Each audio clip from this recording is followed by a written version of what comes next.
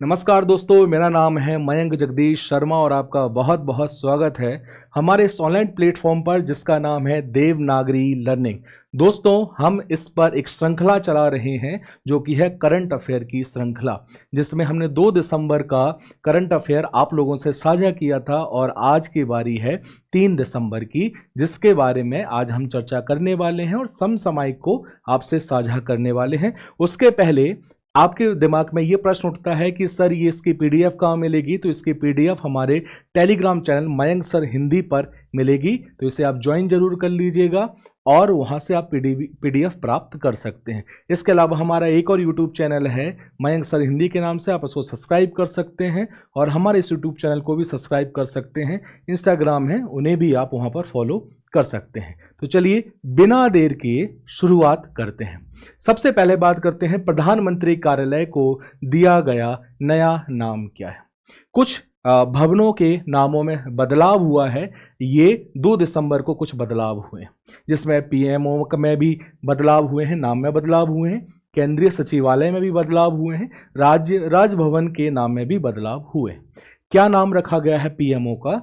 लोक सेवा भवन है, सेवा धाम है, सेवा तीर्थ है या प्रधानमंत्री इनक्लेव है? तो इसका सही उत्तर होगा सेवा तीर्थ, क्योंकि पीएमओ का जो नाम रखा गया है वो सेवा तीर्थ रखा गया। थोड़ी बहुत और जानकारी जानते हैं या जानकारी को देखते हैं। यह बदलाव 2 दिसंबर 2025 को हुआ है। यह नया परिसर, पहले ये जो परिसर था ये पहले एग्जीक्यूटिव इनक्लेव के नाम से जाना जाता था। पहले इसको इस नाम से जानते थे, अब इसको सेवा तीर्थ कहा गया। इसके अलावा कुछ और बदलाव हुए हैं, जैसे यदि हम बात करें तो केंद्रीय सचिवालय का नाम जो है वो कर्तव्य भवन रख दिया है। राज्य राजभवन का जो नाम है वो लोक भवन रख दिया गया है।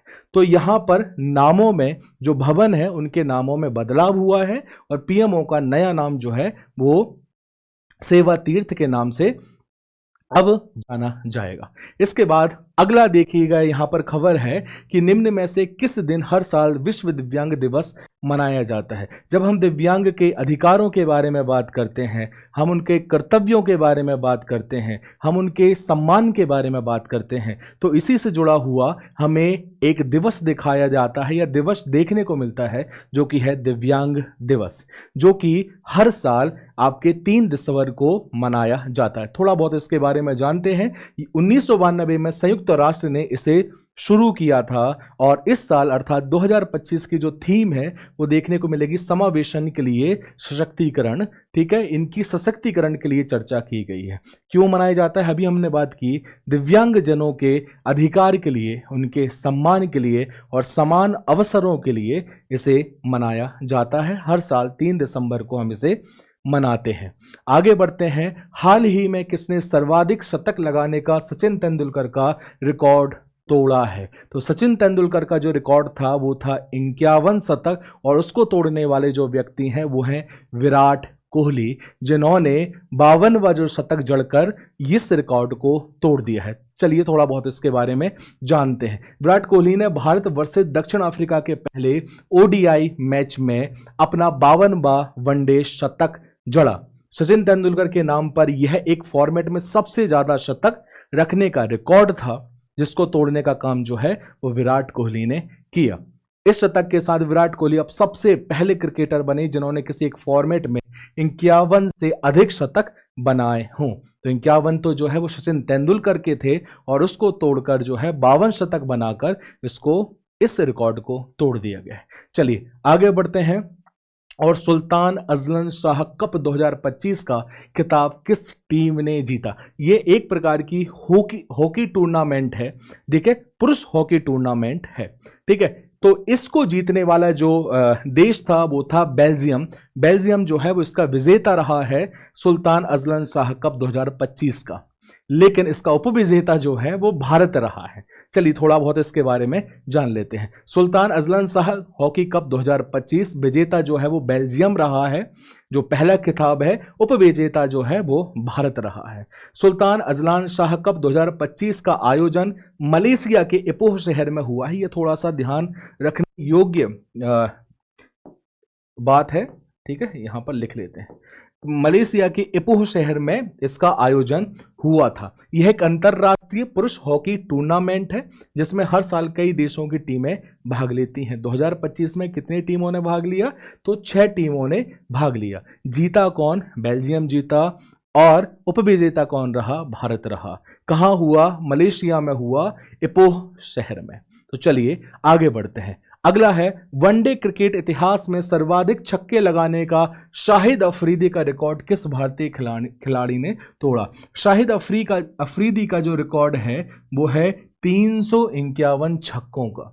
याद रखिएगा, 351 छक्कों का रिकॉर्ड जो है वो शाहिद अफरीदी का था। तो इसको तोड़ने का काम किसने किया? इसे तोड़ने का काम किया हमारे रोहित शर्मा ने।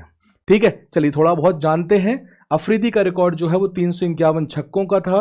रोहित शर्मा ने नवंबर 2025 में यह रिकॉर्ड तोड़कर सबसे ज्यादा छक्के मारने वाले खिलाड़ी का रिकॉर्ड नाम किया है। रोहित शर्मा ने वनडे में अब तक कुल 352 छक्के लगाए हैं। शाहिद अफरीदी के 351 छक्के और रोहित शर्मा के 352 छक्के। अभी हमने विराट कोहली की बात की थी, तो इन्होंने 52वां शतक जड़कर जो है वो सचिन तेंदुलकर को पीछे किया है, उनका रिकॉर्ड तोड़ा है। ठीक है, तो इन दोनों के नाम याद रखने हैं, विराट कोहली और रोहित शर्मा।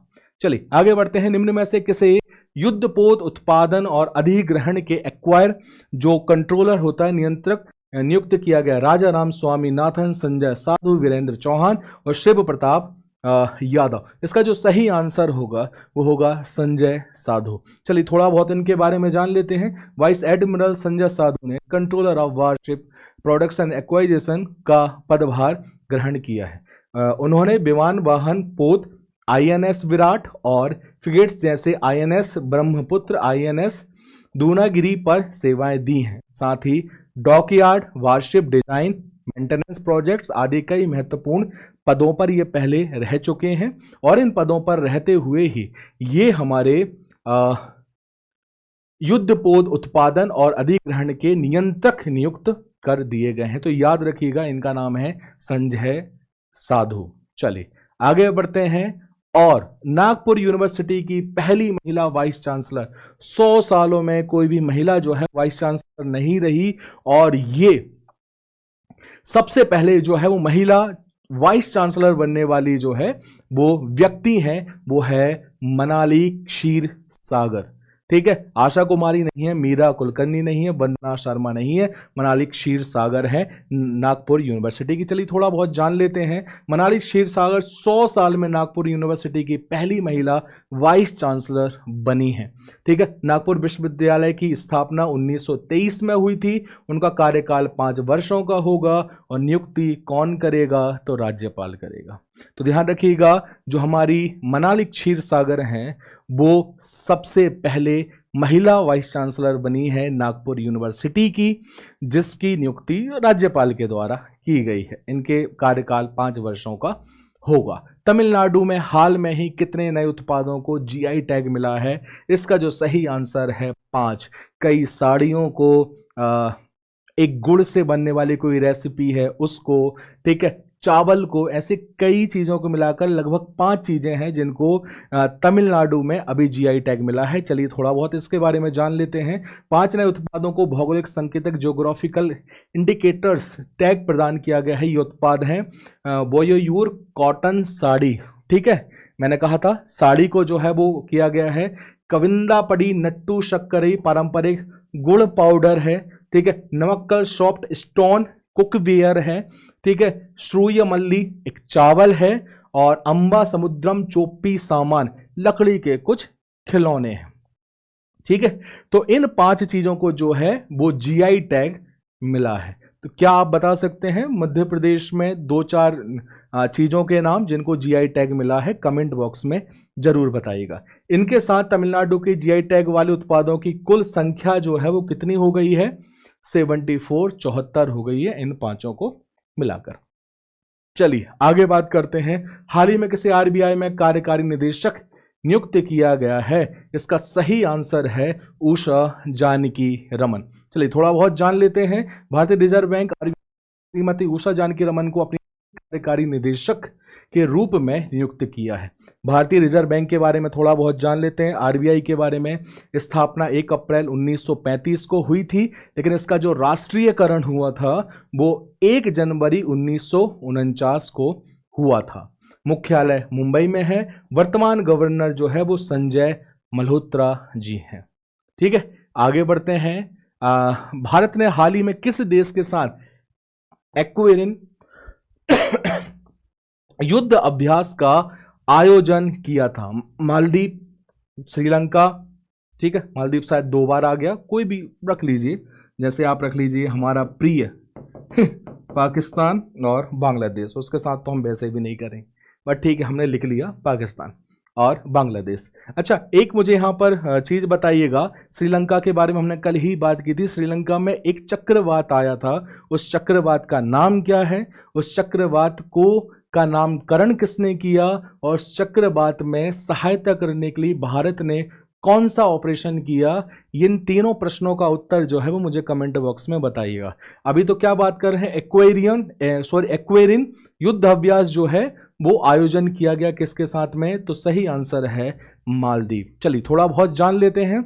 इंडिया मालदीव के बीच 14वां एडिशन बायलैटरल एक्सरसाइज एक्वेरिन का प्रारंभ हुआ। यह 2 दिसंबर 2025 से इस महीने की 15 तारीख मतलब 15 दिसंबर तक केरल के तिरुवनंतपुरम में होगा। ये थोड़ा सा महत्वपूर्ण हो जाएगा। कहां पर होगा?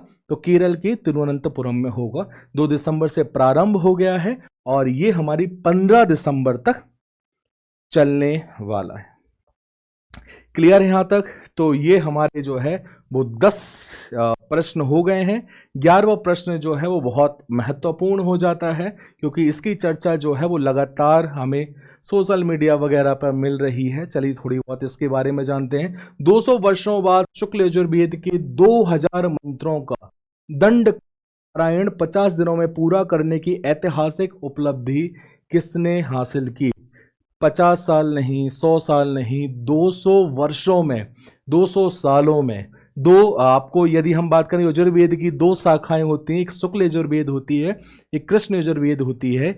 शुक्ल यजुर्वेद की एक और शाखा होती है जिसे मध्याह्न कहा जाता है। ठीक है, उसके 2000 मंदों का लगातार दंडक्रम पारायण का मतलब है किसी भी प्रकार की कोई गलती नहीं होनी चाहिए और उसमें यहां पर स्वर लगाने की आवश्यकता पड़ती है। ठीक है, तो कितने दिनों में पूरा किया? 50 दिनों में पूरा करने की ऐतिहासिक उपलब्धि किसने हासिल की है? समर्पण गोखले, देवव्रत महेश रेखे, पंडित सुमेल, देवबंधु पांडे। इसका सही आंसर है देवव्रत महेश रेखे। चलिए थोड़ा बहुत इनके बारे में जानते हैं। ध्यान रखिएगा, काशी के पंडितों ने इन महोदय को, जिनका नाम है देवव्रत जी, ठीक है, उनको विक्रमादित्य की उपाधि भी दे दी है इस कारण से, क्योंकि 200 वर्षों में इनका रिकॉर्ड जो है, या 200 वर्षों में ये कुछ कोई कर भी नहीं पाया था। ऐतिहासिक उपलब्धि है जिसको हासिल की है हमारे देवव्रत जी ने। चलिए थोड़ा बहुत जानते हैं। यह प्रतियोगिता एक प्रकार की वैदिक मंत्रों को याद करने और शुद्धता से उच्चारण करने की है। केवल याद नहीं करना है, आपको उसका उच्चारण शुद्धता से करना है। देवव्रत ने शुक्ल यजुर्वेद की मध्याह्न शाखा, हमें पता है कि 2 भाग होते हैं यजुर्वेद के, शुक्ल यजुर्वेद और कृष्ण यजुर्वेद। तो शुक्ल यजुर्वेद की एक शाखा होती मध्याह्न, ठीक है, मध्याह्न शाखा कहते हैं। उसके लगभग 2000 मंत्रों का उच्चारण, ठीक है, 50 दिनों तक बिना किसी रुकावट के किया है। इसे लगभग 200 वर्षों के बाद पहली बार शुद्ध शास्त्रीय शैली में पूरा किया गया है। उन्हें दक्षिणामनेया श्री श्रृंगेरी शारदा पीठम द्वारा 1,11,116 और एक स्वर्ण कंगन प्रदान किया गया है। जैसा कि अभी बताया कि काशी के विद्वानों ने उन्हें विक्रमादित्य की उपाधि भी दी है। तो कुल मिलाकर यदि हम बात करें तो यहां पर ये जो महोदय है देवव्रत जी हैं, उन्होंने एक ऐतिहासिक उपलब्धि जो है वो हासिल कर ली है। 200 साल में ऐसा किसी ने भी कोई भी कर नहीं पाया है। तो आज के लिए बस इतना ही। मैंने आपसे एक प्रश्न पूछा है श्रीलंका के संबंध में, उसका उत्तर आप कमेंट बॉक्स में जरूर दीजिएगा। ये कह सकते हैं कि ये श्रृंखला आपको, ये कह सकते हैं सीरीज आपको कैसी लग रही है, उसके बारे में कमेंट बॉक्स में जरूर बताइएगा। मिलेंगे अगले वीडियो में। 4 दिसंबर के आपके करंट अफेयर के साथ में। तब तक के लिए पढ़ते रहिए, बढ़ते रहिए और इन वीडियो के जरिए अपनी तैयारी को धार देते रहिए। Thank you so much. जय हिंद, जय भारत।